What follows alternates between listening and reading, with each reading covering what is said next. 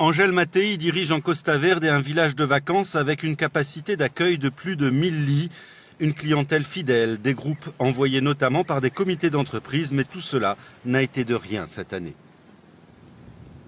Nous sommes une équipe de 10 salariés à l'année, donc actuellement au chômage partiel, et les salariés saisonniers qui attendent évidemment une date d'ouverture. Ils étaient censés reprendre le 11 avril, puisque c'est à ce moment-là qu'on ouvrait le village, même avant pour certains postes, pour l'équipe de ménage, la maintenance.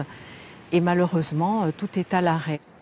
15 km au sud, Marie-Claire Gadone dirige un autre établissement qui accueille jusqu'à 600 personnes dans des bungalows ou en camping. Sa trésorerie lui permet pour l'instant de tenir. Les banques se montrent compréhensives, mais les dégâts sont faciles à chiffrer. On est déjà en remboursement à plus de 150 000 €. Et plus les mois avancent et plus on rembourse les clients. Parce que il y en avait avril, il n'y avait pas trop de clients à rembourser, ils ont reporté.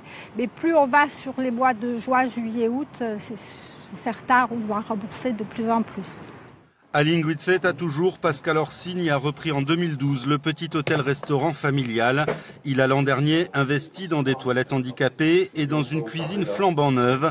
Mais s'il veut demain servir 40 couverts, il faudra s'adapter. Grâce au réseau des buralistes, hier, on a réussi à avoir des masques au moins pour nous qui allons travailler, parce que notre employé est en chômage partiel.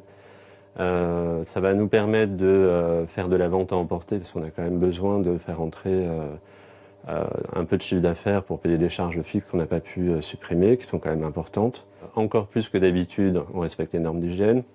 Mais là, il va falloir désinfecter chaque chose qui rentre dans le restaurant, avec des solutions décontaminantes alimentaires qui ne sont pas faciles à trouver. S'ajoutent bien des incertitudes sur la réouverture des liaisons aériennes et maritimes avec des prix qui flambent déjà. L'agence du tourisme a bien cerné l'enjeu. Une destination touristique, elle est conditionnée par l'offre de transport. C'est fondamental, tout le monde le sait. Aujourd'hui, les cartes sont complètement rebattues dans le domaine aérien. Il y a des tas de compagnies, y compris des compagnies très très importantes, comme la Lufthansa, qui sont en difficulté. Il y a des low cost qui vont disparaître.